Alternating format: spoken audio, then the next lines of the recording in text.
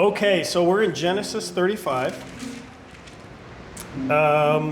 We just had in Genesis 34, Dinah gets assaulted, and then the brothers of Joseph, they go and they trick the people, and then they end up killing them. So Genesis 35 will continue. Genesis 35 starts like this. God said to Jacob, "Arise, go to Bethel and dwell there. Make there an altar there to the God who appeared to you when you fled from your brother Esau." So Jacob said to his household and to all who were with him, "Put away the foreign gods that are among you, and purify yourselves, and change your garments. Then let us arise and go up to Bethel, that I may make there an altar to God, who answers me in the day of my distress, and has been with me wherever I go." So they gave to Jacob all the foreign gods that they had, and the rings that were in their ears, and Jacob hid them under the terebinth tree near Shechem. I think it's it's interesting that they just casually we've just got a bunch of idols in our house, and they know, like, we're not supposed to have these things, but we'll just have them along. Jacob says, "Okay, it's time to put those away. It's time to go to church." So, it's Sunday morning, put your Baal statues and your Molech statues away. It's time to go to church, and then presumably later on you take them back out again. But Sunday's a day for God. The rest of the week is dedicated to these foreign gods. It's just all right. It's interesting, I'll say. Verse 5, and they journeyed, and as they journeyed, a terror from God fell upon the cities that were around them, so that they did not pursue the sons of Jacob. And Jacob came to Luz, that is Bethel, which is in the land of Canaan, he and all the people who were with him. And there he built an altar, and he called the place El Bethel, because God was there and revealed it to him, and he fled from his brothers. And Deborah, Rebekah's nurse, died, and she was buried under the oak below Bethel. So he called its name Elon Bakuth. Let me look what these things are called real quick. Verse 5. It's not good. Okay. El Bethel means God of Bethel. Bethel means house of God, so God of the house of God. Okay. And then Elon Bakuth means oak of weeping. Oh, that's sweet. Verse 9, God appeared to Jacob again when he came from Padan Aram. He blessed him. And God said to him, "Your name is Jacob. No longer shall your name be called Jacob, but Israel shall be your name. So you shall be named Israel." And God said to him, "I am God Almighty. Be fruitful and multiply. A nation and a company of nations shall come from you, and the kings shall come from your body. The land that I gave to Abraham and Isaac I will give to you, and I will give the land to your offspring after you." Then God went up from him to the place where he had spoken with him, and Jacob set up a pillar in its place, and when he had spoken with him, a pillar of stone. He poured out a drink offering on it and poured oil on it. So Jacob called the name of the place where God had spoken to him Bethel. Well, he's really creative with these names. Bethel. So all these, Bethel, again, meaning house of God. Jacob's name goes back and forth when it's talking about Jacob. When Jacob wrestles with God, this is when you first hear that Jacob is going to be called Israel, which means struggles with God. And then it's reiterated again here. Jesus does a similar thing when he gives people new names. When he calls Peter, he says, "You'll be called Peter. You'll not be called Simon. You'll be called Peter." But I think he's still referenced later on as Simon. So sometimes the names can get a little tricky. People have multiple names, but just for the sake of following along, Jacob is Israel, Israel is Jacob.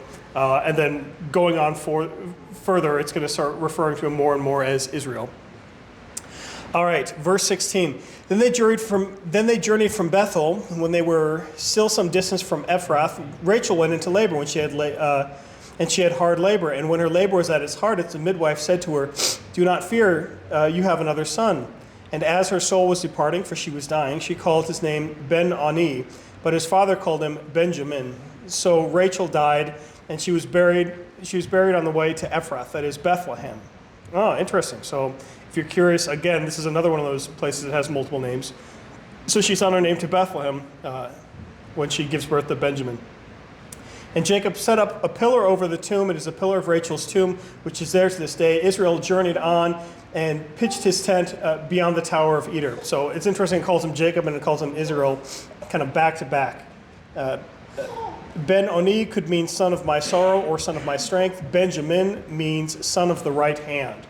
And a lot of times the right hand is a term that means the strength. So God shows his right hand or bears his right hand or protects me with his right hand. A lot of times that means the strength. Verse 22, when Israel lived in that land, Reuben went and lay with Bilhah, his father's concubine. So the family's still doing what the family does. And Israel heard of it. Now the sons of Jacob were 12. The sons of Leah, Reuben, Jacob's firstborn, Simeon, Levi, Judah, Issachar, and Zebulun. The sons of Rachel, Joseph and Benjamin. The sons of Bilhah, Rachel's servant, Dan and Naphtali. The sons of Zilpah, Leah's servant, Gad and Asher. These were the sons of Jacob who were born to him in Padan Aram. It might be helpful to draw a diagram to keep track of who all these people are and who they come from. And Jacob came to his father Isaac at Mamre, or Kiriath Arba, that is Hebron, where Abraham and Isaac sojourned. Now the days of Isaac were 180 years, and Isaac breathed his last, and he died, and he was gathered to his people, old and full of days. And his son Esau and Jacob buried him. All right. So that's the end of Isaac. That's the end of Rachel. And now it's their descendants. These are the generations of Esau, that is Edom. So again, keep in mind that Esau is sometimes called Edom. Later on, you'll hear about the Edomites. Those are the descendants of Esau. So when they come up later and they're picking fights with the Israelites, just connected all the way back to Jacob and Esau. Esau took his wives from the Canaanites, Adah, the daughter of Elon, the Hittite, Elon the Hittite. Oh boy. Oholibamah, the daughter of Anah, the daughter of Zibeon the Hivite, and Basemath, Ishmael's daughter, the sister of Nebaioth, and Adah bore to Esau Eliphaz. Basemath bore Reuel, and Oholibamah bore Jesu, Jalem, and Korah. These are the sons of Esau who were born to him in the land of Canaan. Then Esau took his wives, his sons, his daughters, and all the members of his household, his livestock, and all of his beasts, and all of his property, and all that he acquired in the land of Canaan. He went away. He went into a land away from his brother Jacob, for their possessions were too great for them to dwell together. The land of their sojournings could not support them because of their livestock. So Esau settled up in the hill country of Seir. Esau is Edom. This is, again, reiterating, Esau is Edom. Pay attention to this when we start talking about the Edomites later. These are the generations of Esau, the father of the Edomites of the hill country of Seir. These are the names of Esau's sons: Eliphaz, the son of Adah, the wife of Esau; Reuel, the son of Basemath, the wife of Esau. The sons of Eliphaz were Teman, Omar, Zepho, Gatam, and Kenaz. Timnah was a concubine of Eliphaz, Esau's brother. She bore Amalek to Eliphaz. These are the sons of Adah, Esau's wife. These are the sons of Reuel, Nathan, Zerah, Shammah, and Mizah. These are the sons of Basemath, Esau's wife. These are the sons of Oholibamah, the daughter of Anah, the daughter of Zibeon, Esau's wife. She bore to Esau Jeush, Jalam, and Korah. This keeps going for a while. I'm going to go through it all. The takeaway is if you hear a name that you're like, hey, that name sounds familiar, I heard about it elsewhere, that might be important. One of the other takeaways here is that this is just another example of, look, this is a historical book. This is talking about genealogies. This is not talking about a fictional fable. This is not saying the sons of Zeus were Hercules, or Heracles actually was a half son of Zeus. Well, I mean, it was a full son of Zeus, and it's not talking about, and then each of them have their own fancy story. It's like, these are all of their kids. Only some of them ever show up in the Bible later on. But just for the sake of tracking genealogy, because this is a real person, a real thing that happened, and a real timeline, these are the descendants. So you hear sometimes that Genesis is poetry. There is poetry in Genesis, but Genesis also is largely a recording of historical fact. Now, yeah, there is some poetic language in Genesis, but again, the fact that we have so many genealogies in it kind of indicates that this is actually supposed to be taken as historical reality. All right, well, let's keep going. I'm going to butcher the rest of these names. Verse 15, these are the chiefs, the sons of Esau, the son of Eliphaz, the firstborn of Esau, the chief Teman, Omar, Zepho, Kenaz, Korah, Gatam, and Amalek. These are the chiefs of Eliphaz, the land of Edom. These are the sons of Adah. These are the sons of Reuel, Esau's sons. The chiefs of Nahath, Zerah, Shammah, and Mizah. These are the chiefs of Reuel in the land of Edom. These are the sons of Basemath, Esau's wife. These are the sons of Oholibamah, Esau's wife, the chiefs Jeush, Jalam, and Korah. These are the chiefs born to Oholibamah. I always get this one. Oholibamah, the daughter of Esau's wife. These are the sons of Esau. That is Edom, in case you forgot that Esau was Edom. And these are their chiefs. These are the sons of Seir, the Horite, the inhabitants of the land, Lotan, Shobal, Zibeon, Anna, Dishon, Ezer, and Dishan. These are the chiefs of the Horites, the sons of Seir in the land of Edom. The sons of Lotan were Hori and Hemam, and Lotan's sister was Timnah. These are the sons of Shobal, Alvan, Manahath, Ebal, Shepho, and Onam. These are the sons of Zibeon, Aya, and Anna. He is Anna, who was found in the hot springs in the wilderness as he pastured the donkeys of Zibeon, his father. These are the children of Anna, the Dishon, Oholibamah's daughter of Anna. These are the sons of Dishon, Hemdan. Well, this keeps going for a while, huh?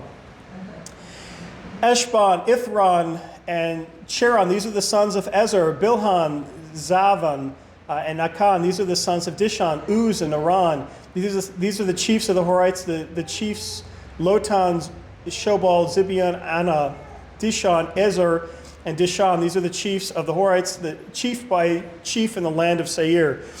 Can you imagine reading this? How come this chapter didn't make it into the little kids' Bible stories? I want the Archbook version of this, where it's just listing all of these.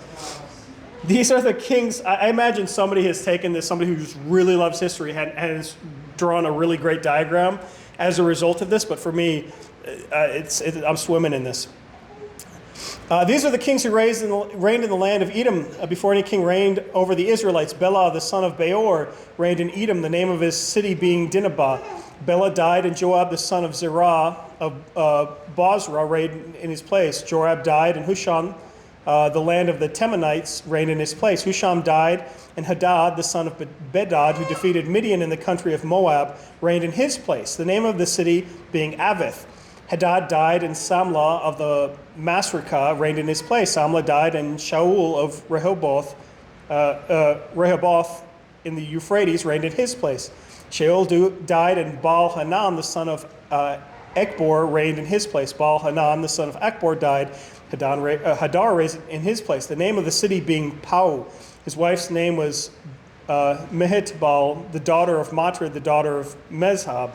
These are the names of the chiefs of Esau according to their clans and their dwelling places by their chiefs: Timnah, Alva, Jeheth, Aholibamah, Elah, Pinon, Kenaz, Teman, Mibzar, Magdiel, and Iram. These are the chiefs of Edom, that is Esau, the father of Edom, in case you forgot, according to their dwelling places in the land of their possessions. Okay. We didn't skip that chapter. Hooray. Yes, sir. I just got one name I'd never associated with the Edomites. Yep. Midianites. The Midianites. Yeah, Midian. I wonder if that's... Moses' father-in-law, right? Yeah, I wonder if that's... Midianites, wasn't he? Yeah, that's... I think so. Well, yes, I think that sounds right. Yeah, I'm seeing... I'm trying to see if there's any notes here that talk about specifically these names, any of these names. I'd have to double check to be totally sure about that. So this note says, though we may not understand why God caused the names of some 200 Edomite noblemen and noblewomen to be written in His Word. It's divided into 10 generations, 10 genealogies. Let me see. Yeah. There's not a whole lot of commentary on this, so I wouldn't memorize all the names. Although I'm sure you could try if you'd like to. I'm sure it would impress somebody. You say, I've got all Genesis 36 memorized and every single name. Okay, good. Genesis chapter 37. Let's keep going. Joseph's dreams. Okay, now we're back to the Archbook. Now we're back to the cartoon stories that I'm used to, the ones that you actually show up in the kids' Bibles that I read to them. I don't know why they left 36 out. I think that would be a fascinating chapter for kids. 37. Jacob lived in the. Okay, so remember, Jacob is Israel, and you remember the deal with his kids so far. And this is going to talk about Joseph. You know the thing about Joseph's brothers. Jacob lived in the land of his fathers, sojourning in the land of Canaan. These are the generations of Jacob. Joseph, being 17 years old, was pasturing the flock with his brothers. He was a boy with the sons of Bilhah and Zilpah, his father's wives. And Joseph brought a bad report of them to their father. Now Israel loved Joseph more than any of his sons, because he was the son of his old age, and he made him a robe of many colors. But when his brothers saw that their father loved him more than all of his brothers, they hated him and could not speak peaceably to him. Okay, let me see what the note is for this, because I have input here. Z, it says. See Septuagint. Septuagint or Vulgate or Syriacs is a robe with long sleeves, the meaning of the Hebrews is certain. Okay, so this is one of the fun things, and I probably told you this neat fact before, but maybe I haven't. You think of Joseph in his Technicolor dream coat, right? That's what it's talking about here. You immediately think of Joseph's coat was his coat of many colors. The Hebrew word that's used to describe the coat is not a word that refers to colors at all. In fact, it's a word. What's it called? A hapax legomena? You know, right? Hapax legomena. Does that sound right? It sounds right. It's a word that appears basically only here, and it's only used in this context. So how do we know what this word means? It's only used to refer to this coat. And breaking down the word to refer to his coat, looking at the different languages in the Latin Vulgate or the Septuagint, it looks like the word might have something to do with palm, like the palm of your hand. Well, okay, what does that mean? It's a palm coat. And some theories suggest that it is a coat, it's a robe that's long enough that it goes down to the palm of the hand. So think of like a short sleeve shirt or a long sleeve shirt. So a palm length coat, perhaps. Some people also speculate that it is, a palm is the width, it was a striped coat of different colors, and each stripe was the width of a palm, and that was the reference to the coat. Again, it could be, you can come up with your own speculations. The real point is that this was a spectacular and unique coat. It was expensive. It was extravagant in some way that we don't understand, but it's just interesting that we don't know exactly what it looked like. Could it have been a rainbow? Absolutely. Could it have just been a palm-length coat? Maybe it was all purple? Sure, why not? Suffice it to say, it was a very valuable coat. Now, this is our first introduction to kind of Joseph's interactions with his brothers. So Joseph being 17, and as everybody knows, 17-year-olds are the wisest among us. They always make the right choices, especially socially, and they always get along perfectly with their siblings. This is what 17-year-olds are known for. So Joseph, our first introduction to him is him tattling on his brothers. Keep in mind, these are the brothers who just murdered an entire village, and Joseph's like, Dad, they weren't watching the flocks right. Now, granted, sure, he's taking care of the flocks, but it says where does it say? And he made him a robe of, okay. These are generous. Joseph, being 17-year-old, was pasturing so he's in the pasture with his brothers, and Joseph brought a bad report of them to their father. So what were they doing? Who knows? Maybe they were slacking off. Maybe they were drinking on the job. It doesn't say. Point being, Joseph was the one to say, Daddy, your other sons were misbehaving. The older boys were misbehaving, and Israel being, being so wise says, oh, you're my favorite son. And just so everybody knows that you're my favorite son, here I'm going to make this wonderful coat for you so you can wear it and all your brothers can be. So not only is he a tattletale, but he's also being publicly recognized as better than all of you. That's that amongst his brothers. So it says they hated him and could not speak peacefully to him. Okay, makes sense. I kind of think about it like Jacob and Esau, where Jacob kind of is obnoxious and tricky and stuff like that. And God ends up using him for good, but he does do a lot of things that would get under some people's skin. Yes, sir? Was it possible that the term favorable son could mean that he simply he wasn't suspicious of him as Jacob was of the other sons? Relative favor, not a... Oh, well, no. So in verse 3 it says, now Israel loved Joseph more than any of his other sons because he was a son of his old age. So it wasn't so much that that he was better behaved, but it's just This, like, some people might prefer their firstborn son because they're the firstborn. In this case, this is the son of my old age. This is the final thing I'm able to accomplish in this world, and it's the best thing of all. And then, of course, Benjamin comes around later. But yes, sir. A couple of things. Another thing leading into him being a favorite son is that it was his favorite wife that he came from. That too. So who are the two? Who are the two children of Rachel? Remember, Rachel is the favored wife. Who are the two children? Joseph and Benjamin. And both of those play an important role later on. Benjamin even plays an important role in this story later on, although Joseph steals the spotlight for most of it. All right, so this is our introduction to Joseph. He's tattling on his brothers. He's already getting on their nerves. Dad likes him more than everybody else. This is a bunch of murderers that he's picking a fight with. So this is surely going to go in his favor. Verse 5. Yes, sir. Would Joseph be heir of Like an inheritance? yeah? Would he be Probably. that's the most favored? No, probably not. That would probably be the firstborn. I don't remember if that's Reuben or who that would be. Yeah. So in that case, yeah, it wouldn't be, yeah, in terms of the firstborn inheritance, he wouldn't have that. Although what's stopping Jacob, Israel, from doing, because Jacob got the inheritance even though he wasn't the firstborn.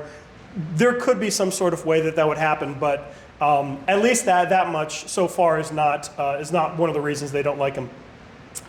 All right, verse 5. Now Joseph had a dream, and when he told it to his brothers, they hated him even more. He said to them, "Hear this dream that I have dreamed. Behold, we were binding sheaves in the field, and behold, my sheaf arose and stood upright, and behold, your sheaves gathered around, and it bowed down to my sheaf." His brothers said to him, "Are you indeed to reign over us? Are you indeed to rule over us?" So they hated him even more for his dreams and for his words. So not only does God send him these dreams, he doesn't just go to his father and say, "God sent me this dream." He says, "You know what? Not only does Dad like me more, but God likes me more. He gave me a dream when you're all bowing down to me. I'll tell you this dream. Behold, these sheaves, and you're all those sheaves, and behold, me, the sheaf, and behold, you bow down." And they're like, they're grinding their teeth at this guy. It's such a family dynamic. It's so great. So this is building up. So I don't want to say Joseph had it coming for what happens to him next, but it is understandable that he's taunting murderers and tattling on them. And doing everything he can to make them mad. And so far it said like 3 times that they hated him even more so. Verse 9, then he dreamed another dream and told it to his brothers and said, "Behold, I have dreamed another dream. Behold, the sun and the moon and 11 stars were bowing down to me." But when he told it to his father and to his brothers, his father rebuked him and said to him, "What is this dream that you have dreamed? Shall I and your mother and your brothers indeed come and bow ourselves to the ground before you?" And his brothers were jealous of him, but his father kept the saying in mind. So his father is thinking maybe this is actually a vision from God, and he keeps it in mind, and his brothers just add this to the list of reasons we hate Joseph. All right, verse 12. Now his brothers went to pasture their father's flock near Shechem, and Israel said to Joseph, Are not your brothers pasturing the flock at Shechem? Come, I will send you to them. And he said to him, Here I am. So he said to him, Go now and see if it is well with your brothers and with the flock, and bring me word. So he sent him from the valley of Hebron, and he came to Shechem. And a man found him wandering in the fields, and the man asked him, What are you seeking? I am seeking my brothers. He said, Tell me, please, where they are pasturing the flocks. And the man said, They have gone away, for I heard them say, Let us go to Dothan. So Joseph went after his brothers and found them at Dothan. They saw him from afar, and before he came, so they're like, Oh, great. Look who it is. Look who came. Oh. They saw him from afar. Before he came near to them, they conspired against him to kill him. They're like, Oh, great. Yeah, why don't we just kill him? That's not a bad idea. We got 11 other sons. It's, so they saw him from afar. They conspired to kill him. They said to one another, Here comes this dreamer. So that's like his nickname now. Oh, the dreamer's got another dream to tell us. Come now, let us kill him and throw him into one of the pits. Then we will say that a fierce animal has devoured him, and we will see what has become of his dreams. But when Reuben heard it, he rescued him out of their hands, saying, Let us not take his life. And Reuben said to him, shed no blood. Throw him into the pit here in the wilderness, but do not lay a hand on him, that he might rescue him out of their hand and restore him to their father. So when Joseph came to his brothers, they stripped him of his robe, the robe of many colors that he wore, and they took him and they threw him into the pit. The pit was empty. There was no water in it. So they're not trying to drown him. They're just trying to put him in a place that he can't get out of. Now, pay attention specifically. Reuben's plan is actually, he says to throw him in the pit specifically because Reuben intends to save him later. Reuben's not saying throw him in the pit and let wild animals do whatever they're going to do. But Reuben specifically intends to protect his brothers. So although they are a bunch of murderers already, and this is par for the course for them, Reuben decides to, it says he saves them from their hands. He saves them out of their hands. And that's language that's used elsewhere in Scripture, delivering people from, God delivers you from the hands of the parasites or something like that. All right, so Joseph's in the pit, verse 25. Then they sat down to eat. I imagine that he's just in the pit right next to him. Let me out, you guys. This isn't funny anymore. Shut up. Let's eat. And they have a picnic. Then they sat down to eat, and looking up, they saw a caravan of Ishmaelites. So these would be the Arabs later on. Ishmaelites coming from Gilead with their camels bearing gum, balm, and myrrh on their way to carry it down to Egypt. Then Judah said to his brothers, what profit is it if we kill our brother and conceal his blood? Come, let us sell him to the Ishmaelites and let not our hands be upon him, for he is our brother and our own flesh. Okay, so now this guy's got a conscience, sure. And his brothers listened to him. Then Midianite traders passed by, and they drew Joseph up and lifted him out of the pit and sold him to the Ishmaelites for 20 shekels of silver. They took Joseph to Egypt. Let me see real quick. A shekel was worth about 11 grams. I'm going to see if this is a specific amount that's mentioned later, because, okay. The notes here say, Midianites were desert-dwelling descendants of Abraham through his wife. The relation here with the Ishmaelites is unclear. Perhaps the Midianites and Ishmaelites were intermingled, or that they were both Midianite and Ishmaelite traders in the group. Two terms are used interchangeably. 20 shekels of silver, the typical price for a male slave during this era, attesting to the earlier second millennium context of the story. The price for slaves went up over time and was demonstrated in Scripture. And then later on, it'll talk about an instance of an important instance of 30 pieces of silver, which will come into play later on in the New Testament. That's the fee that Judas gets. So 20 pieces of silver is the fee for a slave right now.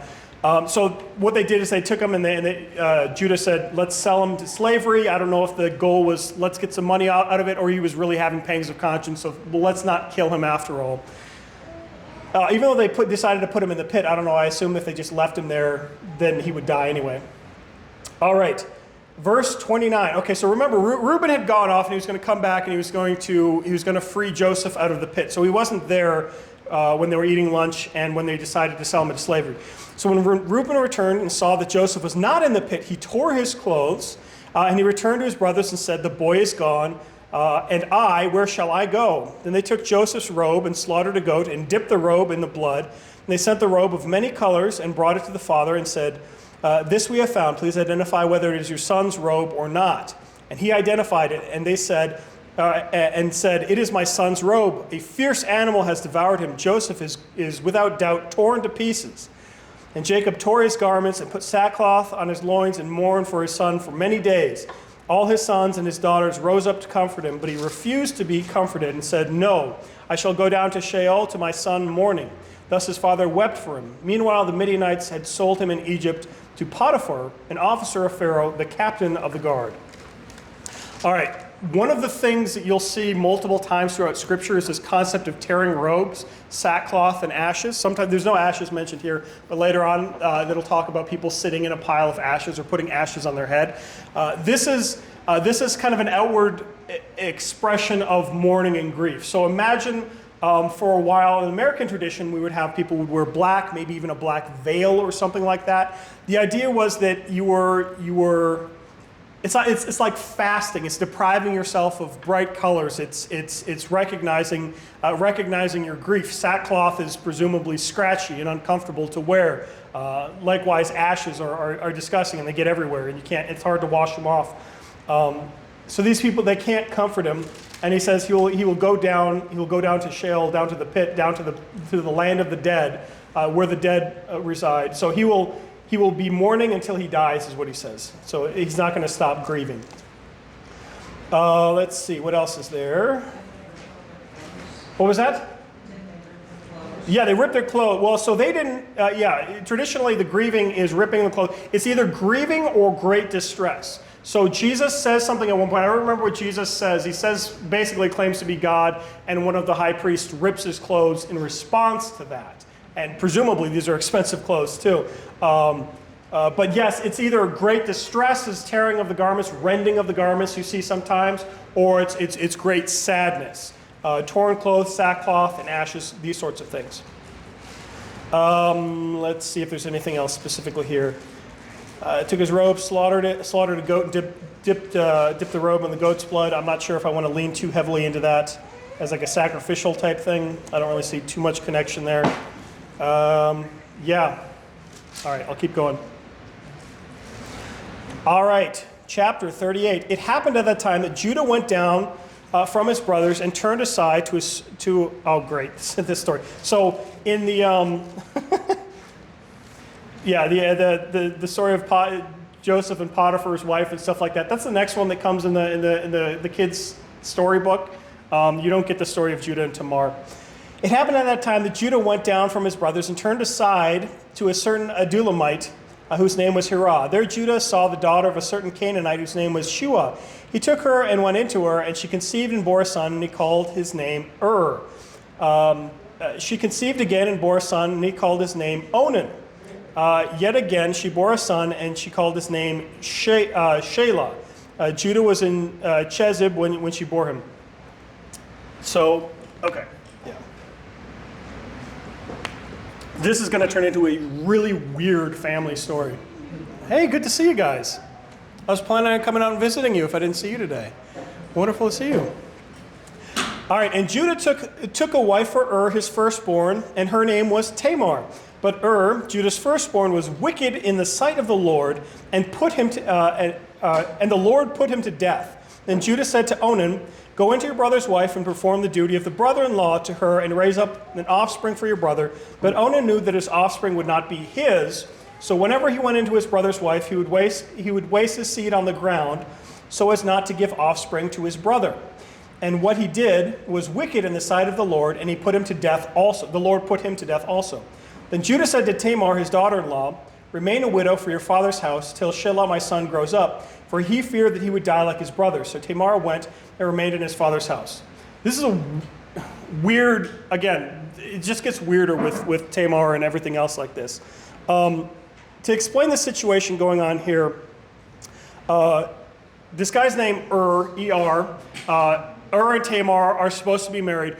In the Israelite tradition, basically what you're supposed to do is if you've got a husband and wife and the husband dies and the wife is now a widow, you're supposed to, presumably she loses all the inheritance because she doesn't have any, if she doesn't have any offspring.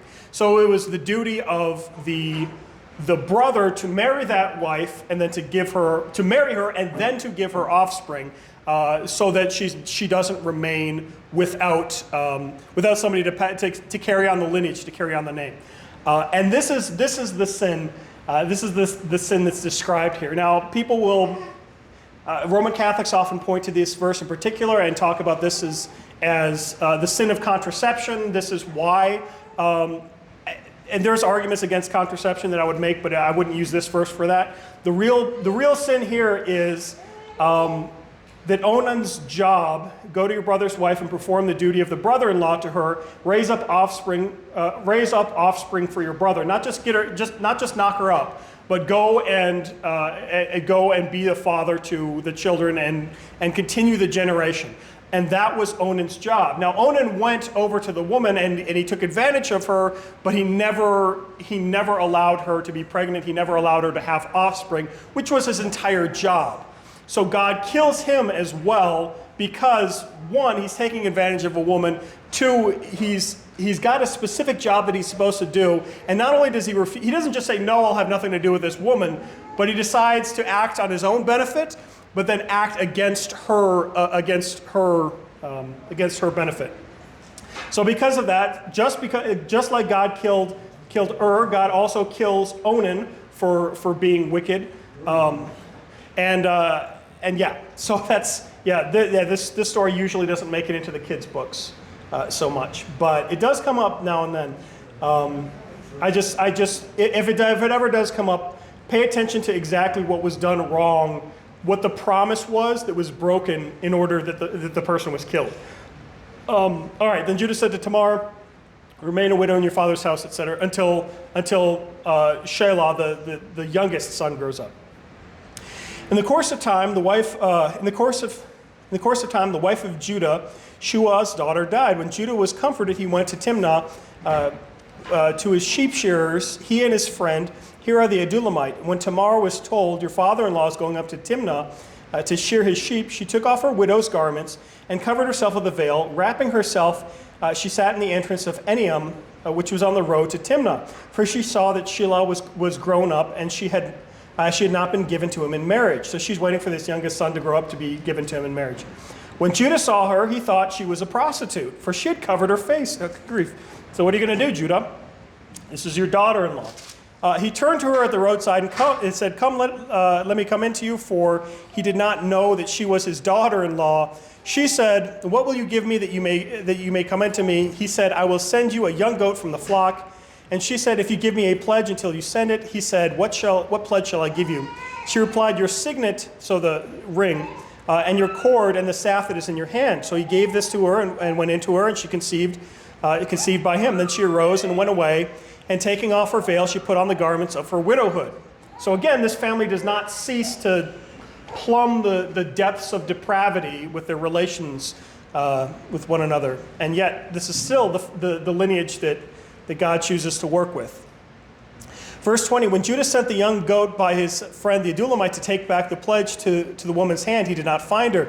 And he asked the men of the place, "Where is the cult prostitute who was at Eniam by the roadside?" And they said, "No cult prostitute has been there." So he returned to Judah and said, "I have not found her." Also the men of the place say, "No cult prostitute has been there." And Judah replied, "Let her keep the things as her own, or we shall be laughed at.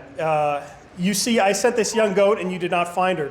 So he calls her specifically a cult prostitute because prostitution was often considered a religious ritual back then.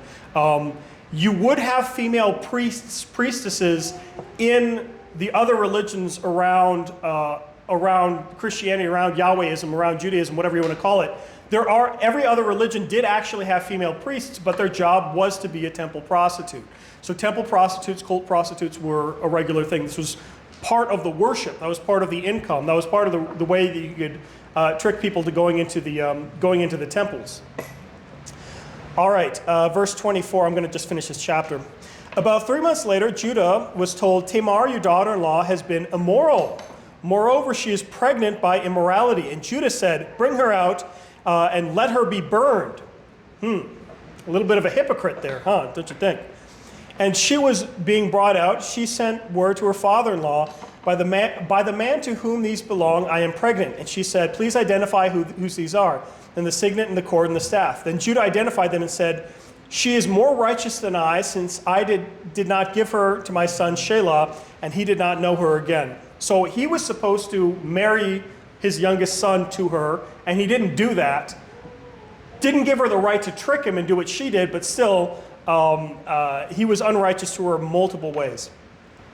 Verse 27, when the time of her labor came, there were twins in her womb, and when she was in labor, one put out a hand, and the midwife took and tied a scarlet thread on his hand, saying, "This one came out first."